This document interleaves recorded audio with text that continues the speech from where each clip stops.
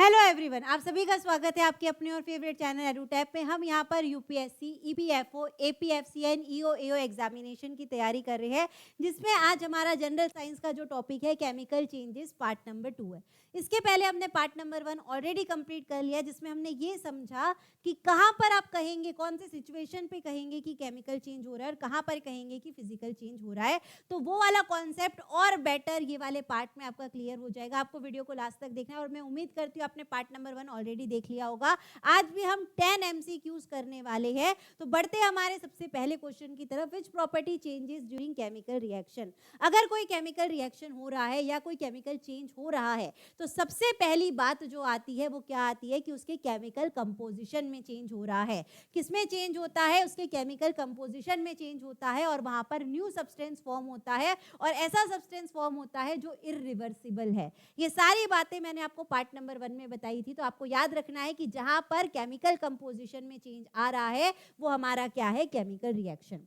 Mass of the substance की अगर बात करते हैं तो मास सेम रहता है, वॉल्यूम में चेंज नहीं आ रहा है। स्टेट ऑफ मैटर में चेंज अगर आता है तो वो हमारा फिजिकल चेंज रहता है। तो केमिकल चेंज क्या हो गया कि केमिकल कंपोजिशन में चेंज आ रहा है, साथ ही साथ न्यू सब्सटेंस फॉर्म हो रहा है और वो इरिवर्सिबल है। ये तीन बातें आपको याद रखना है केमिकल चेंजेस के लिए। और फिजिकल चेंजेस में स्टेट में चेंज आता है, साइज में चेंज आता है, शेप में चेंज आता है, उसे हम फिजिकल चेंज कहते हैं। आगे बढ़ते क्वेश्चन नंबर 2 में, which of the following changes can not be reverse. ऐसे चेंज जो कभी रिवर्स नहीं हो सकता, जो इरिवर्सिबल है। इरिवर्सिबल किसके अंदर आता है? केमिकल चेंजेस के अंदर। तो मेल्टिंग ऑफ वैक्स की अगर बात करते हैं तो मेल्टिंग का मतलब क्या होता है? सॉलिड लिक्विड में चेंज हो रहा है, यानी कि वहां पर स्टेट में चेंज आ रहा है, वो क्या है? Physical change. इसे काट दीजिए। Boiling of water, boiling of water फिर से अगेन ये क्या है? फिजिकल चेंज है। क्यों? क्योंकि यहाँ लिक्विड जो है वो गैस में चेंज हो रहा है, ये भी फिजिकल चेंज है। लेकिन राइपनिंग ऑफ फ्रूट, एक बार फ्रूट राइपन हो गया उसे आप रिवर्स नहीं कर सकते और वहां पर क्या होता है? केमिकल चेंज होता है। हमारा आंसर क्या हो जाएगा? ऑप्शन नंबर सी।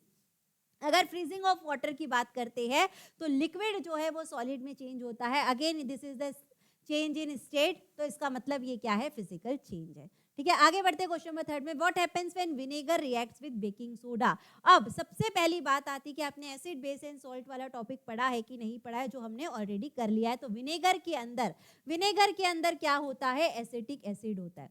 विनेगर के अंदर कौन सा एसिड होता है? एसिटिक एसिड, यानी कि CH3COOH। ठीक है, सारे फॉर्मूले हम हर क्लास में, हर पार्ट में कुछ ना कुछ फॉर्मूले ऐसे लर्न करते हैं जो आपके एग्जाम के लिए इंपॉर्टेंट रहेंगे। तो आपको सारे याद करते हुए जाना है। अगर आप नोट डाउन कर रहे हैं तो नोट डाउन भी अच्छे से करते जाएंगे कि कौन सा फॉर्मूला क्या होता है। अगर मैं बेकिंग सोडा की बात करूं तो हम ये दूसरी से तीसरी बार बेकिंग सोडा के बारे में पढ़ लिए। अगर आपने पहले के पार्ट्स देखे होंगे तो आपके तुरंत माइंड में ये क्लिक कर गया होगा कि बेकिंग सोडा का हमारा फॉर्मूला होता है NaHCO3, यानी कि सोडियम हाइड्रोजन कार्बोनेट। जब विनेगर और बेकिंग सोडा रिएक्ट होते हैं तो वो क्या बनाते हैं? CH3COONA। ये क्या होता है? हमारा सोडियम एसीटेट। ये क्या है? Sodium acetate. साथ ही साथ कार्बन डाइऑक्साइड और वाटर निकल जाता है, यानी कि यहाँ पर क्या हो रहा है? न्यू सब्सटेंस फॉर्म हो रहा है और साथ ही साथ गैस इवॉल्व हो रही है। जहां पर भी गैस रिलीज होती है, जहां पर भी गैस रिलीज होती है, जहां से भी हीट रिलीज होती है, हीट रिलीज या हीट एब्जॉर्ब अलग हो जाता है, लेकिन जहां से गैस रिलीज हो रही है उसे आपको मान के चलना है कि वहां पर केमिकल चेंज हो रहा है। ठीक है, तो जब भी विनेगर से बेकिंग सोडा रिएक्ट होता है तो कार्बन डाइऑक्साइड गैस इवॉल्व होती है, यानी कि ये क्या है? हमारा केमिकल चेंज है। आगे बढ़ते क्वेश्चन नंबर 4 में, इलेक्ट्रोलिसिस ऑफ वाटर। वाटर का आपको इलेक्ट्रोलिसिस करना है। इलेक्ट्रोलिसिस का मतलब क्या होता है? आपको उससे इलेक्ट्रिसिटी पास कराना है। हमने वाटर से इलेक्ट्रिसिटी पास कराई, यानी कि उसमें से क्या हो गया? इलेक्ट्रोलिसिस हो गया। जैसे ही वाटर से इलेक्ट्रिसिटी पास कराते हैं उसमें वो फॉर्म कर लेता है हाइड्रोजन और ऑक्सीजन गैस, यानी कि यहाँ पर न्यू सब्सटेंस फॉर्म हो रहा है। ये भी हमारा क्या है? केमिकल चेंज है। तो जो फिजिकल चेंज वाला ऑप्शन आपको दिख रहा है पहले उसे काट दो। तो एग्जाम में भी यही मेथड बहुत अच्छा रहता है कि अगर आप कोई ऑप्शन एलिमिनेट कर रहे हैं तो अब आपके पास सिर्फ 2 ही ऑप्शन बचे, 2 ऑप्शन में चूज करना है, तो गलती होने की जो प्रोबेबिलिटी है वो एकदम कम हो जाती है। तो यहाँ पर हम बात करते हैं कि केमिकल चेंज तो हो रहा है कि हमने वाटर से इलेक्ट्रिसिटी को पास कराया, उसने क्या बना लिया? हाइड्रोजन गैस और oxygen gas, new substance form हो गया। ठीक है, अब ये एंडो है कि एक्सो है? इसका मतलब, एंडो का मतलब होता है जहां पर हीट एब्जॉर्ब होती है, जहां पर हीट एब्जॉर्ब होती है, जहां पर एनर्जी एब्जॉर्ब होती है, उसको हम क्या कहते हैं? एंडो। और एक्सो का मतलब होता है जहां से हीट रिलीज होती है, जहां से एनर्जी रिलीज होती है। अब वाटर से जैसे ही हमने इलेक्ट्रिसिटी को पास कराया, वाटर ने इलेक्ट्रिसिटी को एब्जॉर्ब किया है और उसके बाद वो ब्रेक हो रहा है। यहां पर अगर लिखा है एरो के ऊपर, इसका मतलब वहां पर एब्जॉर्ब होता है। अगर यहां पर लिखा रहता है तब रिलीज होता है। अगर इस तरफ लिखा रहता है तो रिलीज होता है, इस तरफ होता है तो एब्जॉर्ब। यहाँ पर इलेक्ट्रिसिटी एब्जॉर्ब हो रही है, यानी कि ये क्या है, एंडोथर्मिक केमिकल चेंज है। ठीक है, अब बात कर लेते हैं इसको बैलेंस करने की, कि हर क्लास में हम बैलेंसिंग सीखते जाएंगे, एक एक रिएक्शन ऐसा लेंगे जिसमें आप बैलेंसिंग सीखने वाले। तो यहाँ पर हाइड्रोजन कितने हैं, 2 है, यहाँ पर भी हाइड्रोजन 2 है, यानी कि हाइड्रोजन हमारा बैलेंस्ड है। ऑक्सीजन यहाँ पे 2 है, लेकिन यहाँ पर ऑक्सीजन 1 है, तो हम क्या करेंगे, 2 हमेशा सामने लगता है। तो अब वापस से चेक करना कि हमने सही बैलेंसिंग किया है कि नहीं। लेकिन यहाँ पर देखिए हाइड्रोजन कितने हो गए, 2 2 ज़ा 4, लेकिन अभी भी यहाँ पर हाइड्रोजन 2 ही है, तो हम क्या करेंगे, इसे 2 और दे देंगे, तो यहाँ पर भी हाइड्रोजन 4 हो गए, यहाँ पर भी हाइड्रोजन 4 हो गए, ऑक्सीजन भी 2 है, ऑक्सीजन भी 2 है, यानी कि हमारा बैलेंस्ड केमिकल इक्वेशन है। तो इसका आंसर क्या हो गया, इलेक्ट्रोलिसिस ऑफ वाटर का मतलब एंडोथर्मिक केमिकल चेंज। आगे बढ़ते क्वेश्चन नंबर 5 में, इन chemical reaction the mass of reactant. तो हमने पहले क्वेश्चन में पढ़ा था कि मास ऑफ रिएक्टेंट का मतलब क्या होता है। अब मैं पहले आपको बताती हूँ, मान लीजिए मेरे पास carbon plus oxygen gives carbon dioxide, ये रिएक्शन है मान लीजिए। ठीक है, इस साइड क्या होता है, रिएक्टेंट वाला साइड होता है, और ये साइड जो होता है प्रोडक्ट वाला साइड होता है। इतना आपको पता रहना चाहिए। अब मास की बात करते हैं। कार्बन का मास कितना होता है, 12। ये भी हम याद करते हुए चलेंगे कि कार्बन का एटॉमिक नंबर जो होता है 6 होता है, और मास कितना होता है, 12 होता है, और कार्बन कितना है, एक ही है, तो हमने क्या ले लिया, 12। ऑक्सीजन की बात करते हैं। ऑक्सीजन का एटॉमिक नंबर जो होता है वो 8 होता है, 8 होता है, और मास जो होता है 16 होता है। लेकिन यहाँ पर ऑक्सीजन कितने दिए हैं, 2 ऑक्सीजन है, तो हम क्या करेंगे, 16 + 16 यानी कि आ गया 32। अब इन दोनों को भी ऐड कर देंगे, 12 + 32 कितना हो जाएगा, 44, यानी कि रिएक्टेंट साइड का हमारा मास कितना आ गया है, 44। सेम प्रोडक्ट का भी हम मास निकाल लेते हैं कि कार्बन का मास अगेन 12 होता है, ऑक्सीजन का मास 16 होता है, लेकिन ऑक्सीजन 2 है, तो यहाँ पर हो जाएगा 32, अगेन आ गया 44। तो जितना रिएक्टेंट का मास होता है उतना ही इक्वल टू मास होता है प्रोडक्ट का, तो उसे हम क्या कहते हैं, केमिकल चेंज कहते हैं। ये किससे आया है, law of conservation of mass से, कि मास can neither be created nor be destroyed.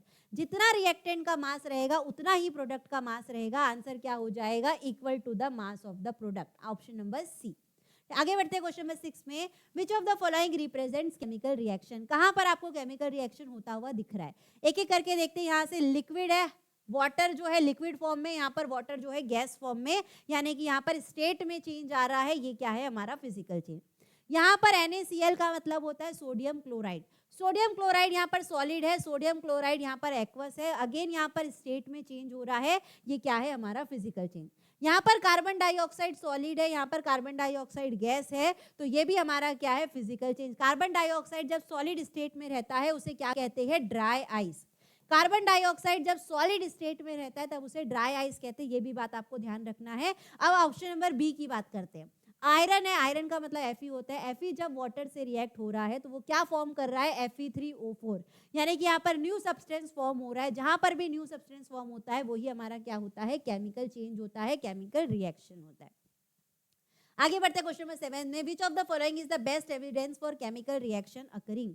कहां पर केमिकल रिएक्शन आपको दिख रहा है, तो यहाँ पर चेंज इन टेम्परेचर, बिल्कुल चेंज इन टेम्परेचर, जहां पर हीट एब्जॉर्ब होती है, हीट रिलीज होती है, तो टेम्परेचर में चेंज आता है, इसका मतलब वहां पर केमिकल रिएक्शन हो रहा है।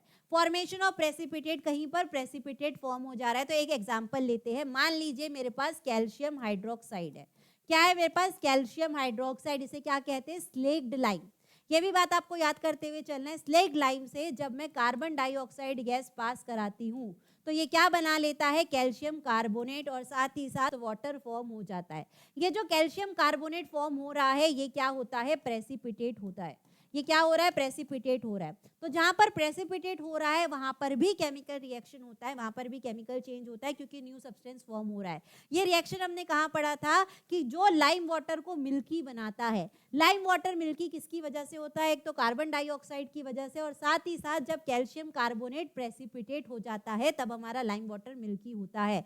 तो यहाँ पर प्रेसिपिटेट हो रहा है तो ये भी हमारा केमिकल रिएक्शन है। इवोल्यूशन ऑफ गैस, हमने देखा था विनेगर को अगर बेकिंग सोडा से पास कराते हैं तो वहां पर कार्बन डाइऑक्साइड गैस रिलीज हो रही है, वहां पर भी क्या हो रहा था, केमिकल रिएक्शन। तो आंसर क्या हो जाएगा इसका, ऑल ऑफ द अबव।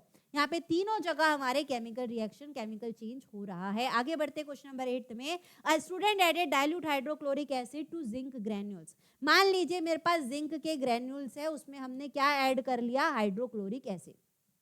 ठीक है, अब आपको बताना है कि यहाँ पर कौन सा ऑब्जर्वेशन आपको सही दिख रहा है। जैसे ही जिंक हाइड्रोक्लोरिक एसिड के साथ रिएक्ट होता है वो क्या बना लेता है, जिंक क्लोराइड, और साथ में हाइड्रोजन गैस बाहर निकल जाती है।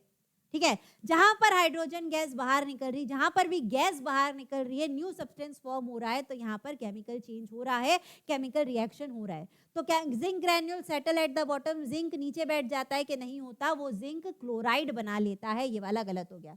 सॉल्यूशन क्लियर हो जाता है क्या, नहीं होता। Bubbles of gas are produced, बिल्कुल सही है, आंसर क्या हो जाएगा हमारा सी, कि यहाँ पर हाइड्रोजन गैस के बबल्स आपको दिखाई देने लगते हैं। फिर बात आती है ये केमिकल रिएक्शन को बैलेंस करने की, तो जिंक यहाँ पर 1 है, यहाँ पर भी 1 है, यहाँ पर हाइड्रोजन 1 है लेकिन यहाँ पर हाइड्रोजन 2 है, तो हम क्या करेंगे, इसे 2 दे देंगे, तो हाइड्रोजन भी 2 हो गए, क्लोरीन भी 2 हो गए, यहाँ पर भी क्लोरीन 2 हो गए, यानी कि हमारा रिएक्शन बैलेंस्ड हो गया। तो जब भी जिंक को हाइड्रोक्लोरिक एसिड के साथ रिएक्ट कराते हैं तो जिंक क्लोराइड और हाइड्रोजन गैस निकलती है, यानी कि ये केमिकल चेंज है। क्वेश्चन नंबर 9 पे आते हैं, विच of the following process does a new substance form. कहां पर न्यू सब्सटेंस फॉर्म हो रहा है, अगेन ये क्या पूछ रहा है, केमिकल चेंज के बारे में पूछ रहा है। बॉइलिंग ऑफ वाटर, जब भी वाटर को बॉईल करते हैं तो लिक्विड गैस में चेंज होता है, नहीं। डिसोल्यूशन, जहां पर डिसोल्यूशन आ गया, पार्ट नंबर 1 में पढ़ा था, वो फिजिकल चेंज है।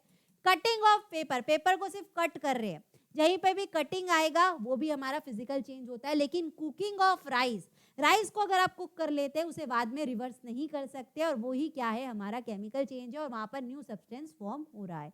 आगे बढ़ते ही आज का हमारा लास्ट क्वेश्चन है, विच of the following represents chemical change. कहां पर केमिकल चेंज हो रहा है, तो अगेन डिसॉल्विंग, ये क्या है, फिजिकल चेंज। मेल्टिंग, मेल्टिंग का मतलब सॉलिड जो है लिक्विड में चेंज होता है, ये भी physical change. Formation of due, formation of due भी क्या है, हमारा फिजिकल चेंज है, उसमें भी स्टेट में चेंज होता है। लेकिन अगर फोटोसिंथेसिस की बात करते हैं, भी फोटोसिंथेसिस अच्छे से समझते हैं, फोटोसिंथेसिस में न्यू सब्सटेंस फॉर्म होता है, और ये हमारा केमिकल चेंज है। फोटोसिंथेसिस हो चाहे रेस्पिरेशन हो, दोनों ही जगह केमिकल चेंज होते हैं। अब बात करते हैं फोटोसिंथेसिस। फोटोसिंथेसिस कब होता है, जब कार्बन डाइऑक्साइड गैस वाटर से रिएक्ट होता है। किसके प्रेजेंस में रिएक्ट होता है, सनलाइट और क्लोरोफिल की। सनलाइट और क्लोरोफिल के प्रेजेंस में कार्बन डाइऑक्साइड और वाटर जब रिएक्ट होते हैं वो क्या बना लेते हैं, C6H12O6, यानी कि क्या फॉर्म कर लेते हैं, ग्लूकोज, और साथ ही साथ ऑक्सीजन गैस बाहर निकल जाती है। तो जहां पर गैस रिलीज हो रही है, जहां पर ग्लूकोज न्यू सब्सटेंस फॉर्म हो रहा है, ये क्या है, हमारा केमिकल चेंज है। अब ये भी बैलेंस नहीं है, तो मैं आप सभी के लिए होमवर्क छोड़ रही हूँ कि ये वाले रिएक्शन को आपको बैलेंस करना है। ये आज के लिए आपका होमवर्क रहेगा कि इसे आपको बैलेंस करना है, ये अभी बैलेंस नहीं है। ठीक है, तो ये थे हमारे आज के 10 क्वेश्चन। तो आज के लिए बस इतना ही, आप सभी को thank you, bye, take care and all the best.